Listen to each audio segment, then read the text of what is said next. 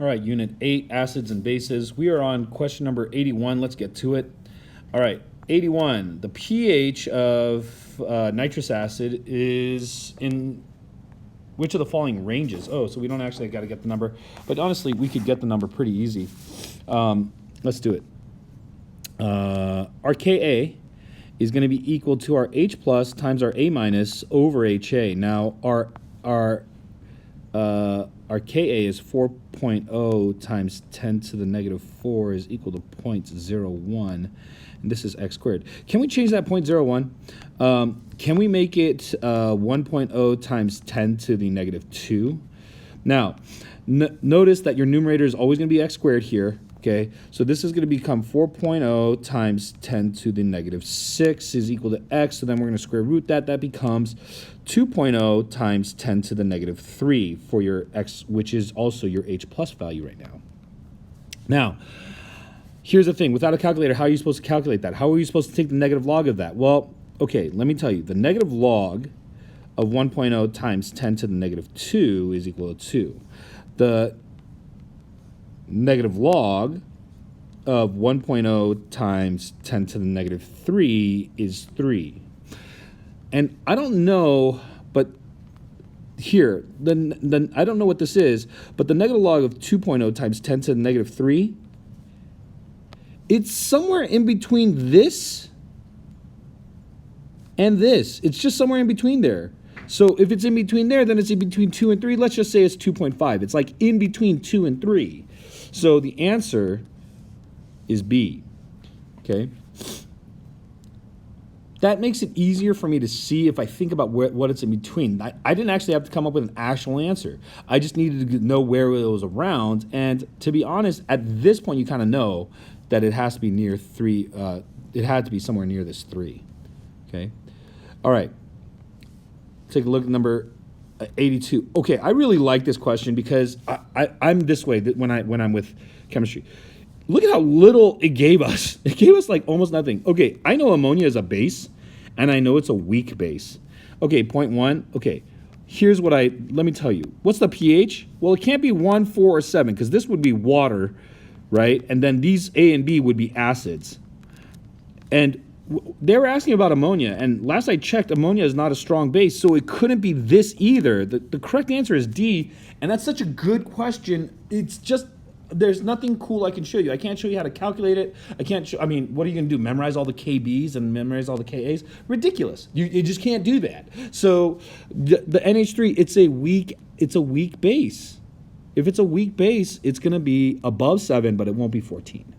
Okay, 14 is too high. That's only for strong bases. All right, the net ionic equation for the reaction that occurs during the titration of nitrous acid, that's HNO2, and sodium hydroxide. Well, sodium is a spectator. He goes away, so don't even write him because we're trying to get the net ionic, so we don't write sodium. So we need this to start with. And the only one that starts with that is this, E, and that is the correct answer as well.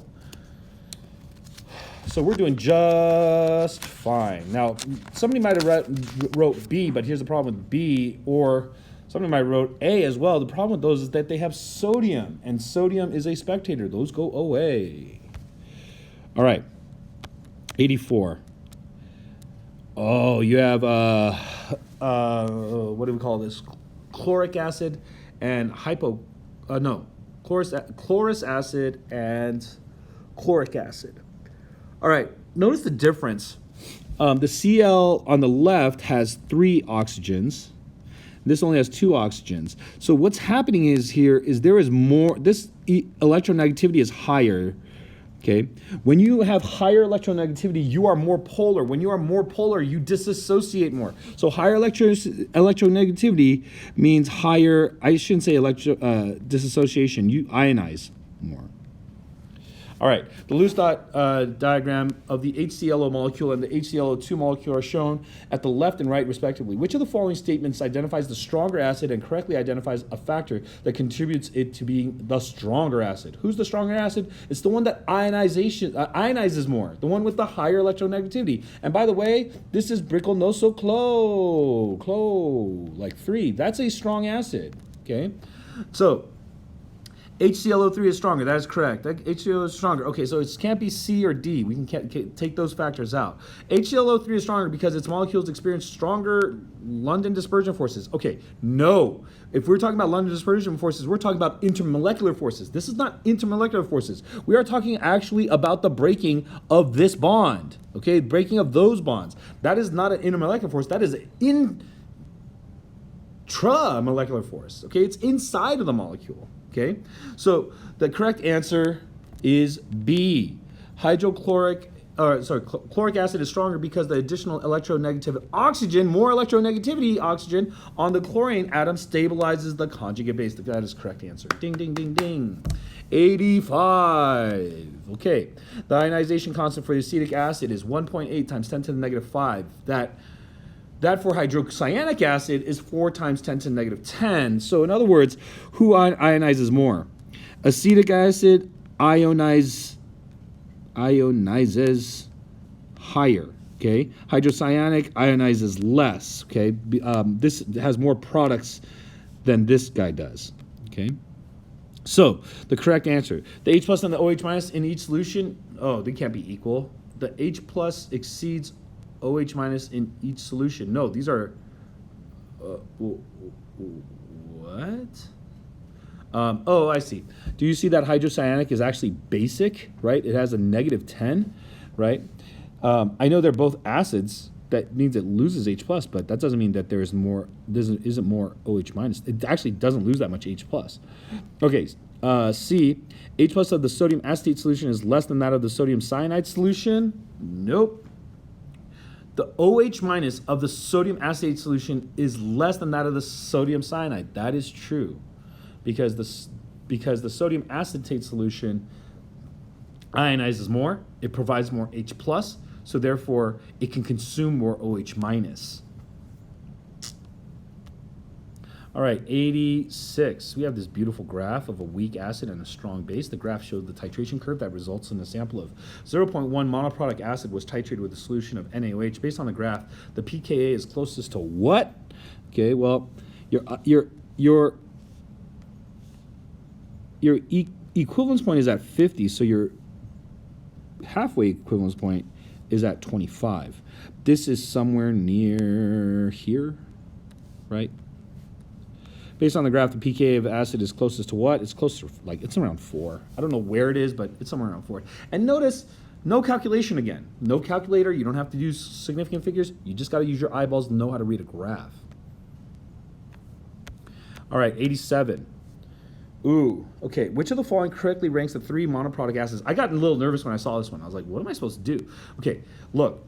The strongest acids have the lowest pHs. That makes sense. Strong acid, lowest pH. You know what? X is clearly the strongest of all these acids because its pH is the lowest, and it actually was it was a very dilute version of the X. Like the X is, they're barely using any X, and it still has a lower pH. So it has to be C or D. Then you got to ask yourself, who's stronger here? Z or Y? Well, they have the same pH. But look, it took more Z to get the same pH, right? So that means Z is pretty weak. The correct answer is D. All right, number 88. Okay, I don't really like this question. But if it ever appeared, I'd be kind of like freaked out. To maximize the yields of a certain manufacturing process, a solution of weak monoproduct acid that has a concentration between, okay, it's saying the acid is somewhere between 0.2 and 0.30. So I said, okay, it's 0.25. Now you have 400 milliliter samples of that acid. So we're gonna go times 100 milliliters. So molarity times volume, and different concentration each are titrated with 0.2 NaOH. Okay, and that's gonna equal X. Now I didn't know what that number was gonna turn out to be, but I knew that this X has to be like a little bit bigger than 100, right? And if it's a little bit bigger than 100, the answer is C. And you're saying, wait, I just did that in my calculator. I didn't get exactly 115. Yeah, it's the closest one because the number could have been anywhere from 0.2 and 0.3, and I just happened to use a number between 0.2 and 0.3. I used 0.25. So it's kind of a very Like, don't use the math to get a precise number, but use the math to kind of understand what's happening here. The correct answer is C. All right. Okay, I didn't like this question just because I was a little bit confused for a second. The acid dissociation constant of that and that are given in the table above. Which of the following mixtures is a buffer? I was a buffer, so I was like, oh, who has its acid and its conjugate base? But they didn't give any combination. Well, no, I shouldn't say that. Look at D. D is a buffer of its conjugate of its acid and its conjugate base. However, there's a really weird thing about what's going on here. Like, that would not give me a pH of approximately 3, right? Look at your Ka. If you took the pKa of that, that would be 11. Like, it's super high. So the correct answer, you gotta use, you knew you had to have this guy, right? -4 to become 3. Like 3 and 4 are close enough together. So the answer is C. You had to have, that ion there, because of that 4. I don't really have a great way to explain that, so I'm going to kind of leave it there. But you're really just looking at the exponent of your Ka to be very similar to your pH. Now I know you're probably looking for a buffer, but that's not going to give you that. That's not going to give you what you wanted there. All right, number 90. All right, weak acid, strong base. Student performs acid-base titration and plots the experimental results in the graph above. Which of the following statements best explains the experimental findings? All right. Strong acid was titrated with strong base. No. Strong acid was no. A weak acid was titrated. Yes.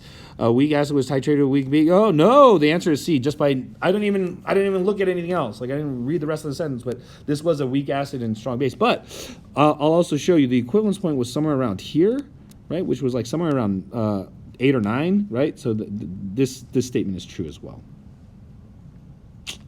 All right, 91. Again, a weak acid, strong base. Okay, now data collection during titration of a 20 milliliter sample of a 0.1 molar solution of monoproduct acid with a solution of NaOH of unknown concentration are plotted in the graph above. Based on the data, which of the following are the approximate pKa? pKa is equal to the pH at the equivalence point. So I found the halfway equivalence point. So here's the equivalence point. So here's the halfway equivalence point. So I'm going to go with that. Okay, so I'm a little bit high, but the answer is, okay, so pKa is equal to, this is not available, this is not available. So it's going to be 4.7, but now I got to see the equivalence point. The equivalence point is used by M1, V1, M2, V2. So you have 20 milliliters of a 0.1 solution, and then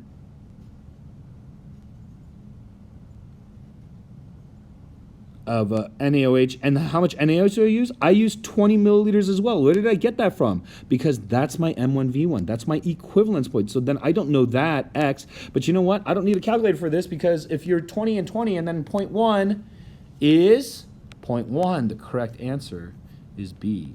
Okay, just remember, I got this 20 is the 20 of my base. This, I chose another blue. This 20 and this 0.1 are these numbers here. So it was 20 and 20. I don't want you to think that they repeated those numbers twice.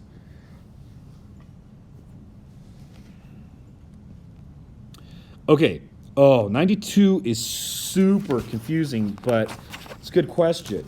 Okay, so notice that they drew out the conjugate acid, and then they just gave you the conjugate base. They just gave you the base. They just write the base up here, and then this is the conjugate acid. So it's this. See how this is an NH2? All of a sudden it's an NH3 plus, right? This is an NH2. Now it's an NH3 plus. This is an NH2. It's an NH3 plus. So it happens in each situation. So okay, this plays the game on me. I was uber confused. Okay. The table above includes the Lewis dot diagrams of conjugate acids and some weak nitrogen bases based on the relative stability of the conjugate acid. Which of the following has the largest Kb? What? Who has the largest Kb? Well, I recognize this. See that bond there? Between this ammonia and this. You know, what I realize is what these three guys are are super high electronegativities. They're all really close to fluorine, right? They're close to fluorine. They have super high electronegativities. If they have super high electronegativities, then what does high electronegativity means? It means it is a high ionizer. High ionization. I can't write it. I don't have a space. Okay. High ionization. If it high, okay, so in other words, these guys like to lose their H plus and become these guys a lot. Yeah? So, in other words, these guys are really good at becoming bases, you know, they're really good disassociating acids. They have high electronegativity, so they ionize a great deal. If they ionize a whole lot, then that means they're going to form a lot of base. So, okay, now you look at the other end on the first one. This guy doesn't have a high electronegativity. If he has a low electronegativity, then that means he is going to not ionize very much. He is not going to become his base very. He is not going to become his base very often. So who has the largest KB? The answer is A. Okay, he has the largest KB because he wants to form his base more than his. Oh no, he's gonna have most of his base, and so he's gonna be willing to accept more OH minus. Or produce more HA minus. I think I totally screwed this question up, but you know what? Here's honestly the key where I was a little confused, but I ended up understanding it by the end of the day. I realized that these three things have something in common: high electronegativity. Okay, CH3 and NH2 doesn't have a high electronegativity. All right, number 93. In pure water, some of the molecules ionize according to the equation that the extent of the ionization increases with temperature. The graph shows that pH of pure water at different temperatures. Which of the following represents the variations of pOH of pure water under the same conditions? Okay, so look, your pH you're saying your pH is going down. Oh wait, your pH is going down. That means your pOH must be going up. No. It's going down because the temperature is increasing here. So we've done this a couple times. But okay, KW is equal to H plus times the concentration of OH minus. Look, you can't get more H plus than OH minus is if all you're doing is you're touching water. All you're dealing with is water. In this equation, there's only water. There's no acid, there's no base, it's just water. So if you have 10 H pluses, that means you have 10 OH minuses. If you have 1,000,000 H pluses, you have 1,000,000 OH minuses because they are equal at all times. So your KW increases. We know your KW increases with time. So look, or with temperature. So this is KW is 1.0 times 10 to the negative 14. That means this is equal to x squared. So that means x is equal to 1.0 times 10 to the negative 7. But that's only at 25 degrees Celsius. As we increase in temperature, it becomes 1.0 times 10 to the negative, 13 at x squared. So then that means x is equal to 1.0 times 10 to the negative 6.5. Like this. So what happened to my H plus? My H plus went from 10 to the negative 7 to 10 to the negative 6.5. It got bigger. I know, you guys are like, wait, no, it didn't go bigger, it got smaller. No, it didn't get smaller. Negative 6.5 is bigger than negative 7. The H plus increased. So what happened to my pH? It went lower. But now you're going like, wait, your H plus increased, so your OH minus decreased. No, remember, your H plus and your OH minus come from the same source. If they come from the same source, then that means they are still equal. Okay, they are still equal. So if your pH decreases with time, guess what happens to your pOH? It also decreases with time. The correct answer is A here. All right, here we go. Last one, number 94. Okay, I don't remember this question. Oh, okay. This was a lot of work. I didn't want to do it. I was at the end of the packet. I was like, oh, I'm so tired. I don't want to do this. But, okay, benzoic acid. Okay, we have benzoic acid. We have this pKa, molar solubility, and I did not want to do a KSP, so I was like, I ain't doing that. Sodium benzoate, and so we have we have benzoic acid and benzoate. In other words, we have HA and it's A minus. Has most solubility of that. Okay, I didn't want to deal with that. Several samples. Okay, we have 50 milliliter samples of 2.0 molar sodium benzoate are treated with that acid. Okay, the pH is recorded and solid crystals are filtered, dried, and weighed. The data from the experiment are given in the table above. Which of the following best explains the experimental results? All right. So I said, here it is. pH is equal to pKa.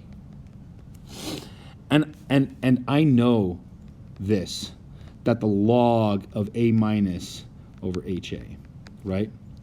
And I know that if I have more A minus, if I have more A minus, then that means my pH is going to become greater than my pKa, because this guy becomes positive. If A minus is greater than HA, sorry, I'm not using my space well, but my pH is also less than my pKa if A minus is less than HA. Okay? So who says that? The correct answer is A, and that's honestly the only one that says that. I didn't read the last part about the precipitation, but I said, okay, my pH is less than my pKa when my HA is greater than my A minus. I said, oh, that's true. So I checked the other ones, and the other ones are not true. My pH is less than my pH is less than my pKa when my conjugate base is higher than my acid. That's wrong. My pH is greater than my pKa when my acid is greater than my. I was like, no, these are wrong. The answer is A, and I felt good about it.